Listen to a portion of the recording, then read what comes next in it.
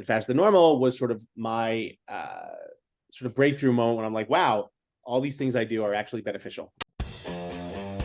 Hello and welcome to Pillars of Wealth Creation, where we talk about creating financial success with a special focus on business and real estate. I'm your host, Todd Dexheimer. Now, let's get to it. Hello and welcome back to Pillars of Wealth Creation. I'm your host, Todd Dexheimer. With me, excited to have Peter Shankman. Peter, how are you doing today? I'm great. Thanks for having me. Awesome. Well, I'm really excited to have you on the show. I listened to your book, Faster Than Normal, and I actually listened to it. I was recommended by a friend of mine who was like, "You have to read this book. This is like completely tells a story of your life." And so he sent it to me. Read it, really enjoyed it, and it's a book really just talking about ADHD and your journey through that and things that you've done as a person with ADHD and how you've been successful with really taking it as a blessing and not a curse. So I love that because I agree with you, the same thing. So a little bit about Peter. He is a busy guy, media entrepreneur, runs several businesses, gives keynote speeches around the world, hosts a podcast, runs marathons, skydives, and all kinds of other stuff that I'm missing. So Peter, with that said, why don't you give our listeners a bit more about your background and we'll dive in. Yeah, I mean, what's my story? So I was in graduate school, not supposed to be doing any of this. I was studying fashion and portrait photography. With 18 credits to go, I lost my financial aid. The government sent me a letter that said, your parents make too much money, we're taking away your financial aid. I sent the government a letter that said they do make too much money, but they keep it. Government didn't find that funny. So I moved back to New York City, where I was born and raised, and was hanging out. This is the mid-90s, was hanging out in something called the Melrose Place TV Gossip Chat Room. For your listeners under 35, it's like using Snapchat, but it's on a computer, on a desk connected to a phone line, because phones used to connect to walls back then. And you type something in this chat room, you get a slice of pizza, half an hour later, you come back, someone types something back to you. And that's what we did instead of dating. And someone in this chat room said, my company's trying to build a newsroom. You have a journalism degree. Why don't you submit your resume? I said, sure, I have no experience. That'll be great. And I was hired by America Online to help found the newsroom about a month later. So it was pretty crazy. It was a unexpected type thing. My dog's being psycho, but yeah, long story short, I wound up working AOL, came back to New York, launched a PR firm, sold that a few years later, consulted for several years, then eventually came up with the idea for something called Help a Reporter Out, which connected journalists with sources all around the world. That blew up beyond my wildest dreams. It was acquired by what is now PR Newswire back in 2010. That was sort of a game changer for me. And then ever since then, I have been consulting, speaking, and eventually I tried to figure out why I was so good at doing things like starting and selling companies, but really, really terrible at things like, remembering to talk to my now ex-wife and things like that. And I finally got diagnosed with ADHD, and my ADHD made a lot of sense for a lot of reasons. And I took a couple of years to try to figure out why all the things that people thought were crazy when I did actually wound up benefiting me. And that led to a podcast and a New York Times bestseller called Faster Than Normal. And Faster Than Normal was sort of my sort of breakthrough moment when I'm like, wow, all these things I do are actually beneficial. I just have to learn how to process them and do them the right way. That led to, learning about that, and eventually recently started a company that helps companies attract, hire, and retain neurodiverse employees while making neuro-inclusive spaces for their companies. So what's a neuro-inclusive Neuro-inclusive, basically the premise that if you help people with neurodiversity be better at work, you're also helping people without neurodiversity. So, if you shouldn't just allow noise canceling headphones to the people who have neurodiversity, they should be allowed to everyone because they benefit everyone. Sure. Right? So creating neuro-inclusive spaces benefits everyone without leaving anyone out. Gotcha. Makes sense. And that's, so your company is trying to, it's consulting existing companies on how to do that? So yeah, it helps. It helps. Like for instance, I'm giving a talk to all 80,000 employees at Morgan Stanley tomorrow, talking about what neurodiversity means in terms of the workplace, what companies can do to what executives can do, what managers can do, what employees can do. If you're neurodiverse, here's how you can suggest something. Here's what you can do, whatever the case may be. Yeah. So it's teaching these companies. We're working with Adobe, with Google, things like that. So it's a lot of fun. Yeah. Yeah. To your book, I want to talk a little bit about that, because I know that a lot of entrepreneurs, and so the people listening to this show, I haven't done a survey. I don't know how many people have ADHD, ADD in this, audience, but I know that a lot of them have to, or at least maybe they don't even have the diagnosis, but they struggle with focus, right? And I think everybody probably struggles with focus. And so a lot of I think your book is really good for, quite frankly, anybody, whether they have ADHD, whether they know somebody that has ADHD, or whether they're just get distracted.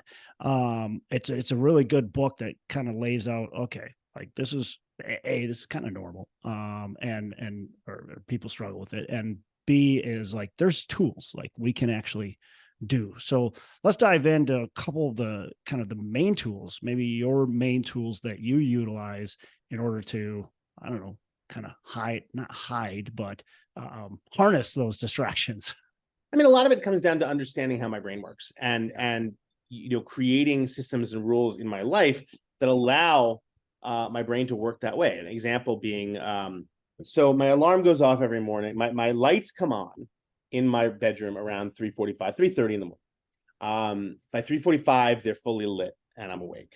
I have a an alarm backup at 4:15, but I've been up for like 20 minutes before that goes off every single day.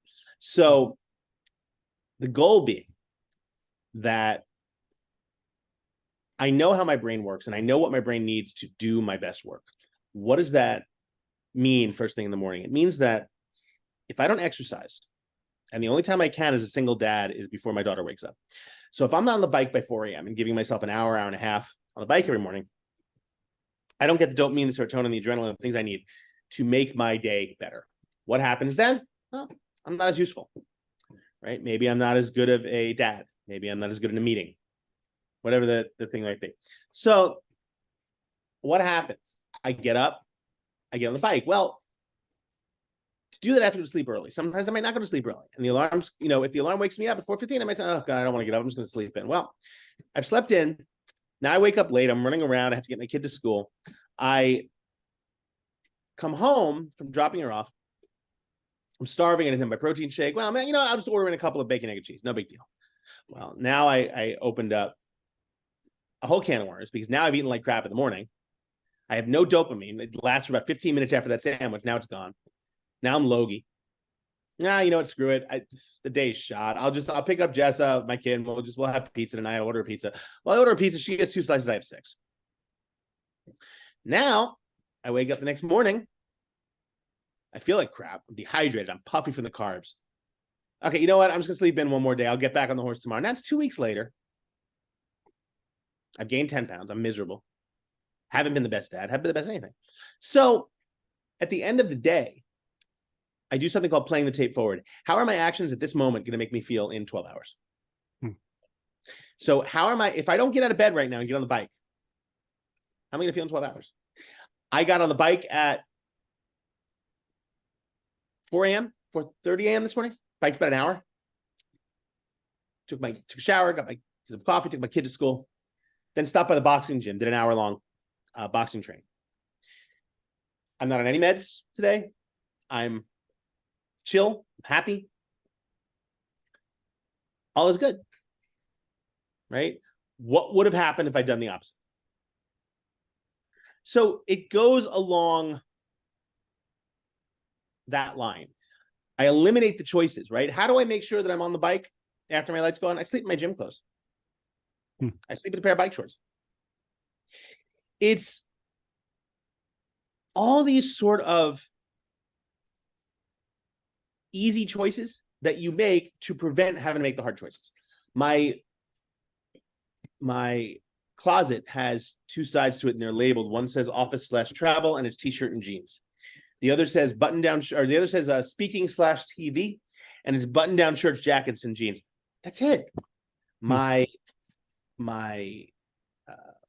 suits, my sweaters, my vests, those are all in my daughter's closet. Because if I wake up every morning, oh my God, what should I wear? That sweater, I remember that sweater. Laura gave me that sweater. God, I wonder how she's doing. God, I haven't talked to her in forever. I should see what she's up to. It's 3 hours later. I'm naked in the living room on Facebook. I haven't left the house. So you eliminate that choice whenever possible. And those are the two basic rules. The moral of this rant is I tell people, and I've said this publicly, I'm 3 bad decisions at any given time. I'm 3 bad decisions in a row away from being a junkie in the streets. Yeah. Now, what do I mean by that? Do I have a drug problem? No, absolutely not. But it is when you're ADHD, I have 2 speeds. When you're ADHD, you have 2 speeds. I have namaste and I'll cut a bitch. And there's no middle ground there, right? And so, I'm sitting around, I'm like, well, maybe I should have a couple of drinks. I'm not going to have a couple of drinks. I have 6. Yep. Right? And then who the hell knows what's going to happen? So let's not go to that first place. Yeah. It's about knowing yourself. You don't have a choice. Yeah. I love the way you put it, right? You don't have a choice. Like the 12 hours, 24 hours, whatever. Like, well, how am I going to feel moving forward? That really resonates with me, because that's what I'll struggle with. I'll sit there and I'll make that choice of, I'll just do it tomorrow or whatever. And it's just, like you said, like, I'm going to eat that donut. How will I feel in 12 hours? Like, I'll feel like crap. Right.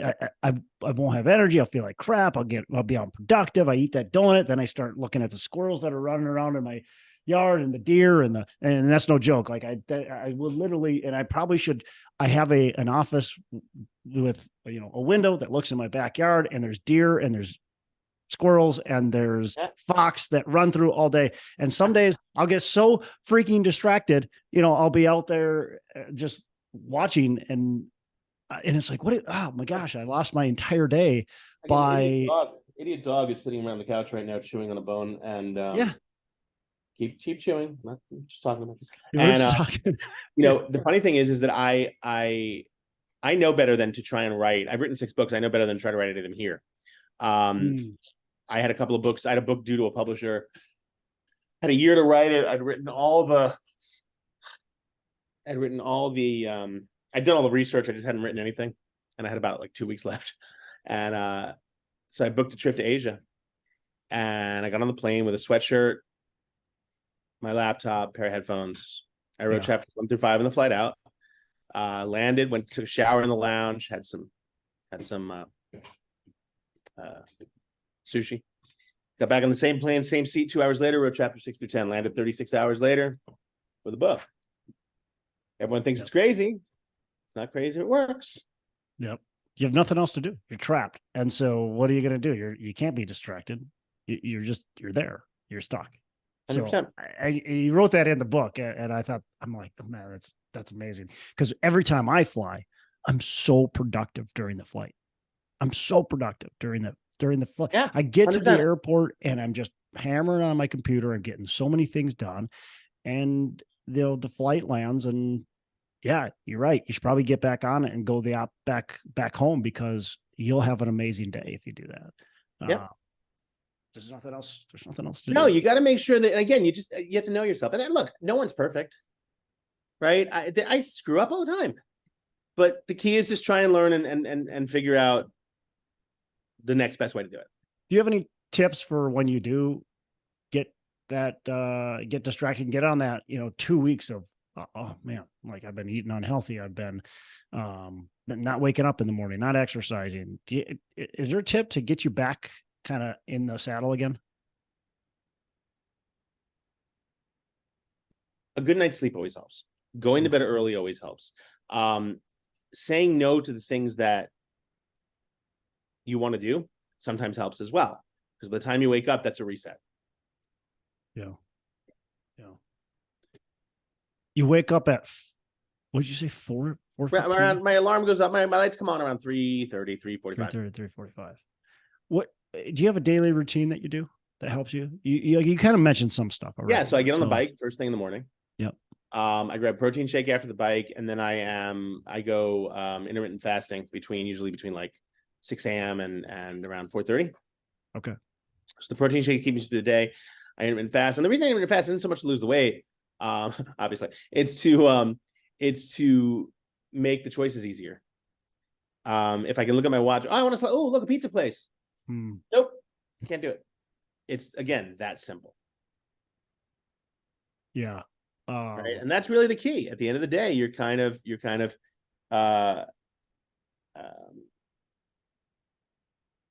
figuring out what works and what doesn't, but sticking to them when you realize what they are.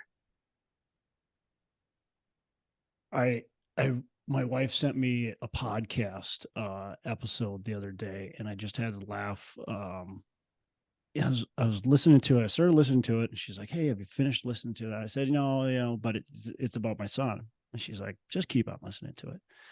So I keep on listening to it, and it's like, I wish I still had the episode. I'd send it to you, because I'm sure you'd do the same thing. I got done listening to it, and she's like, "Did you finish it?" I said, "Yeah, it was 100% about me." Like, they wrote that, or they literally said the podcast, it was completely about me.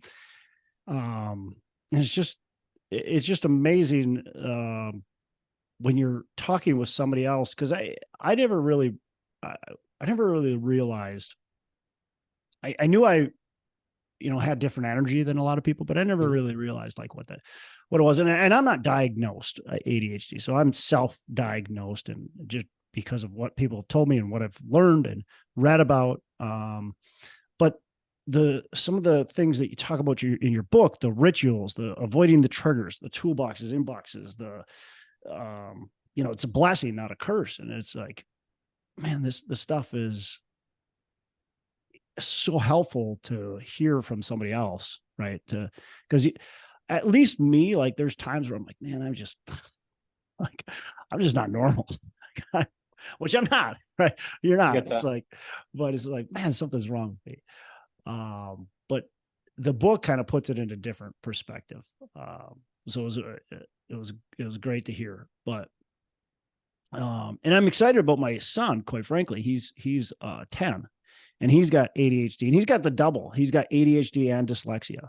You mean that was me? Yeah, that was me. Were you? Okay. So, when he first got diagnosed, I'm like, oh, this is terrible. Dyslexia, ADHD. He's got both. Like, oh man. But then as I start to read more and listen to more podcasts and hear about it, it's like he's either going to be a junkie on the street, or he's going to be like the most successful entrepreneur. Well, the key is to start implementing into his brain now the fact that ADHD is not a curse. Right. Dyslexia is not a curse. And there is a gift there. And understanding that, that having that gift, being different, is not wrong. Yeah. Right.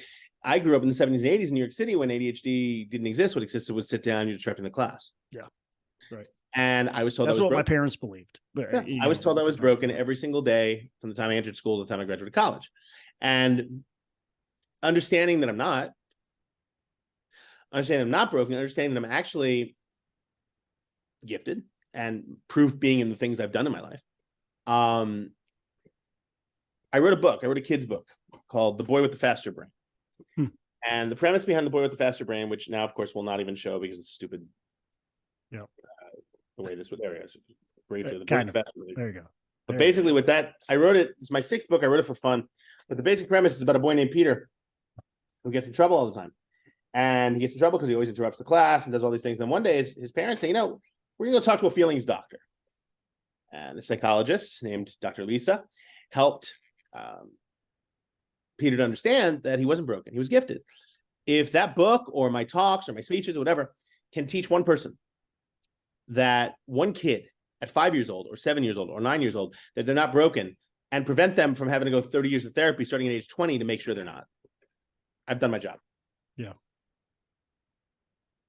Man. That's awesome.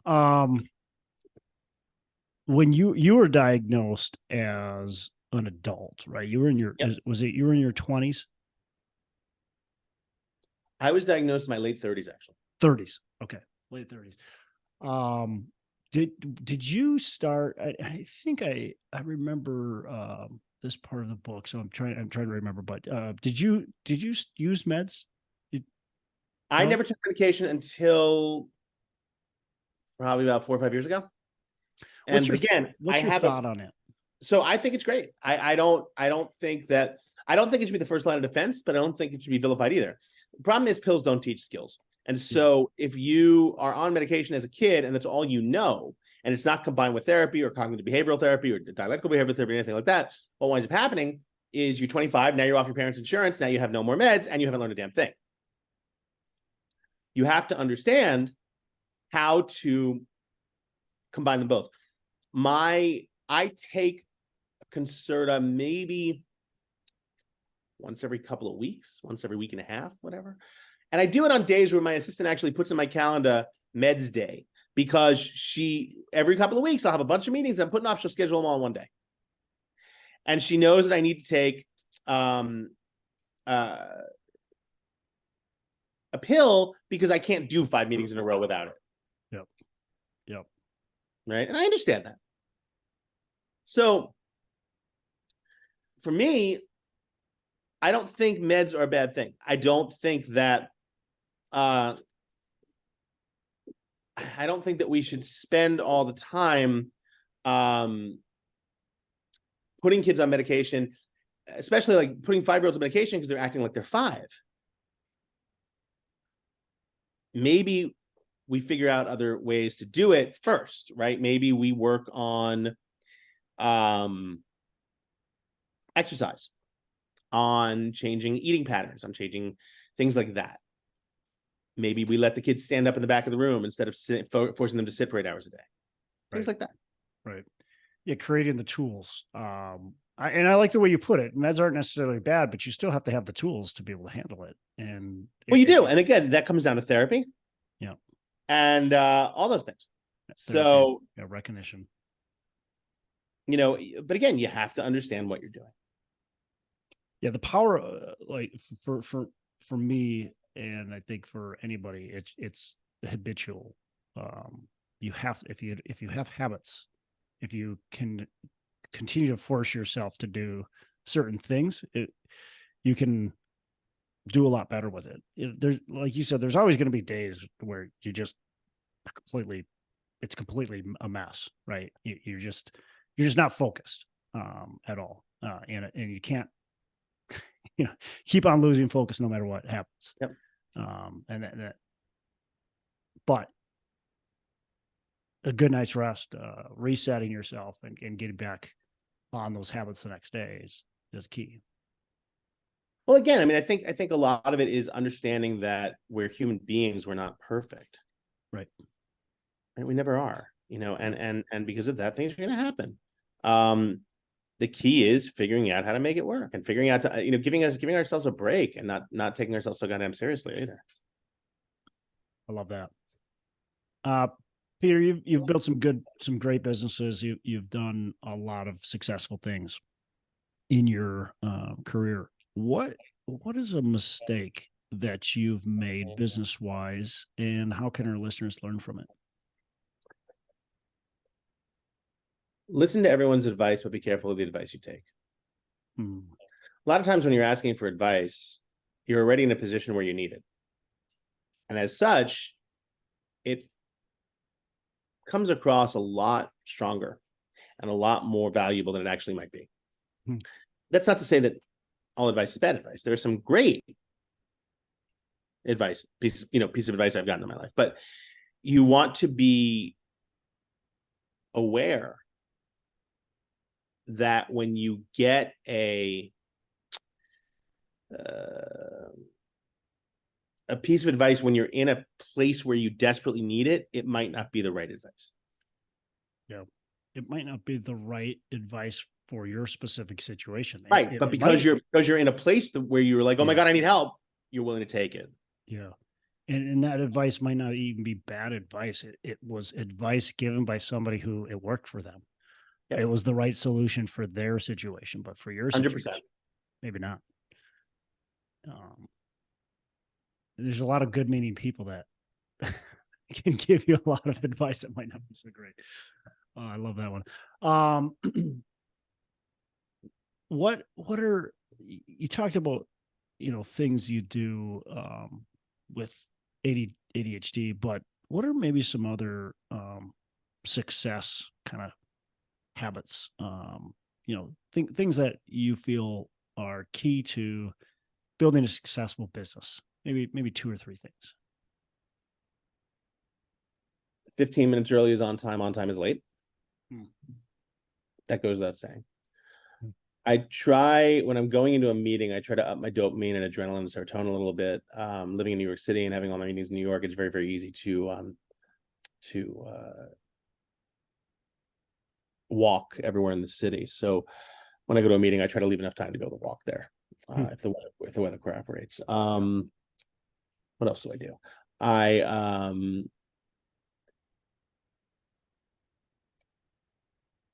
I'm not a huge fan when it comes to creating a business. I'm not a huge fan of wasting time, of waiting for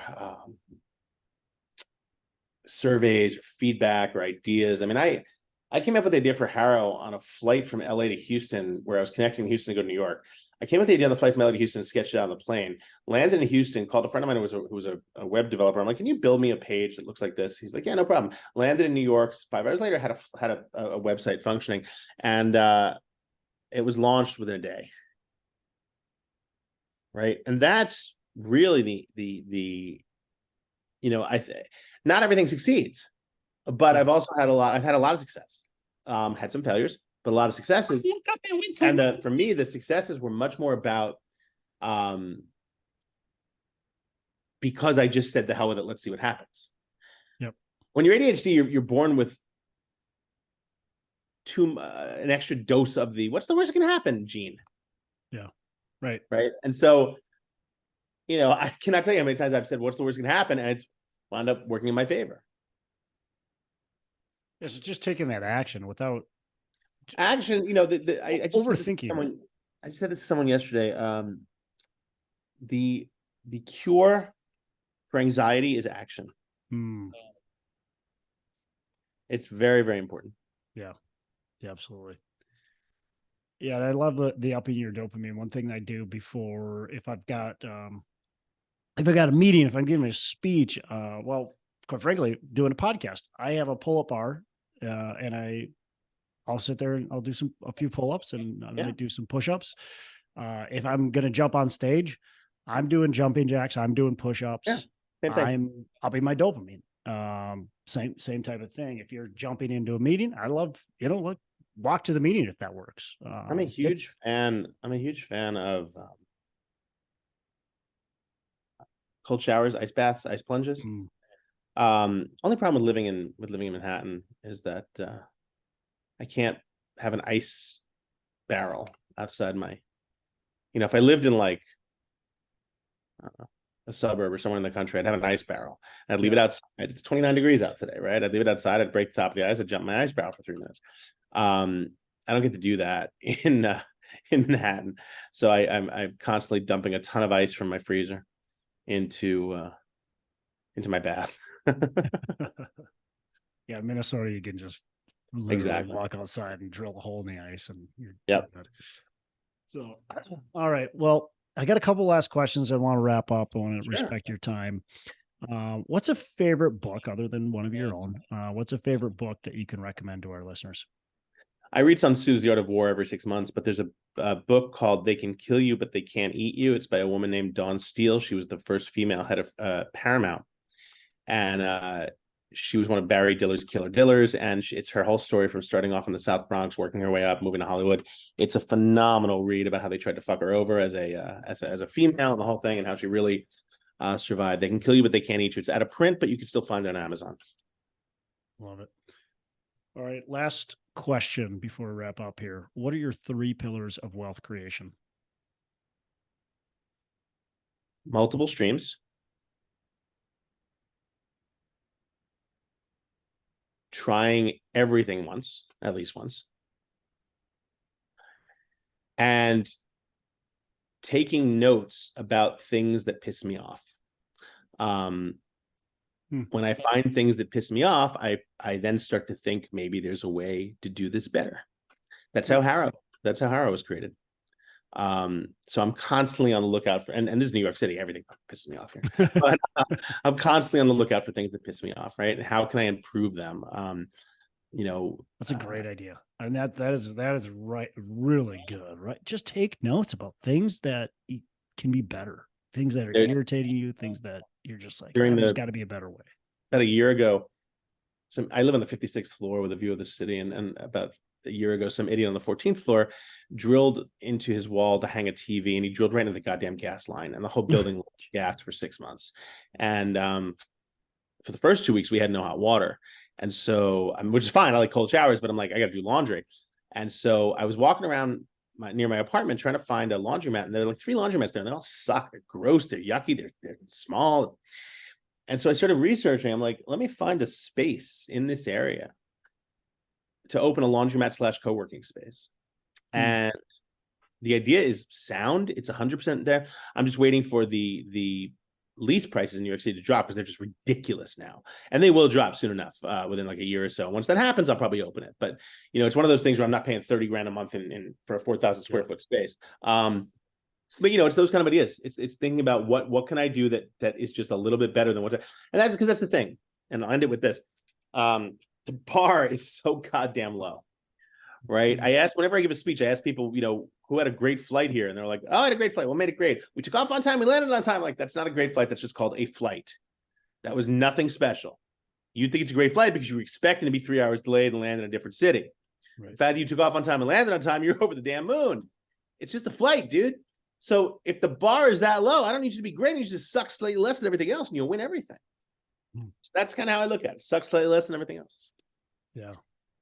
Great point. Bar is set really low for most things, and just do it a little bit better. Maybe you should just buy one of those laundromats that suck so bad. Been thinking about it. And then you can turn them over into something better. Been thinking about it. Yeah. Peter, how can our listeners get in touch with you, learn more about what you got going on, what you're doing? Yeah. So my entire life is my email is peter@shankman.com. It always has been. I answer all my own email. I'm not allowed to book my own calendar. My assistant doesn't let me do that, but I am allowed to answer my own email. And so I do that, peter@shankman.com. I encourage you to reach out anytime. I'm happy to chat, happy to talk. I have the podcast called Faster Than Normal, same name as the book. I'm on all the social platforms except Twitter. I try to avoid going where Nazis are, but I am on all the other platforms at Peter Shankman, everywhere, on Threads, on Facebook, on LinkedIn. You can find me, and I'm a pretty good responder. If you're ever in New York and you want to go take my friends call me Aaron Sorkin because I don't have meetings. I do walk and talks, just like the West Wing. So if you ever want to meet me in New York, we'll grab a coffee. We'll walk up to the park, whatever you want. Do a nice couple mile walk and talk in New York City. I'm always happy to do that. That's great. Peter, really appreciate it. Appreciate the time. And listeners, check out the book, Faster Than Normal. I think it's excellent. And of course, connect with Peter.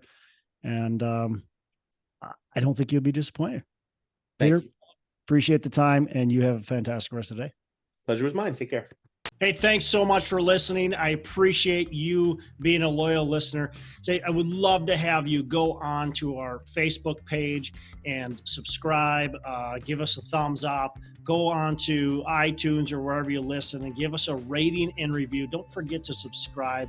Your rating and review just helps us push this out to more and more people and continue to grow our audience and hopefully positively affect a ton of people out there that really need this and want this. So the other thing I've got for you is a free ebook on my website. So go on to venturedproperties.com, and download our free ebook on real estate and on syndication. And I've got some data points in there, some really good stuff for you. So I'd love to have you take a look at that. It's free. I'm not expecting anything from it. And also, look, if you want some help in multifamily, want some help learning, growing, getting your business off the ground, I would love to talk to you about what it would look like to work with me potentially and see if that's a good fit. So you can go to coachwithdex.com and check that out, and we can definitely have a call. Thanks a lot for listening. You make it a fantastic rest of the day. I'll catch you on the next episode.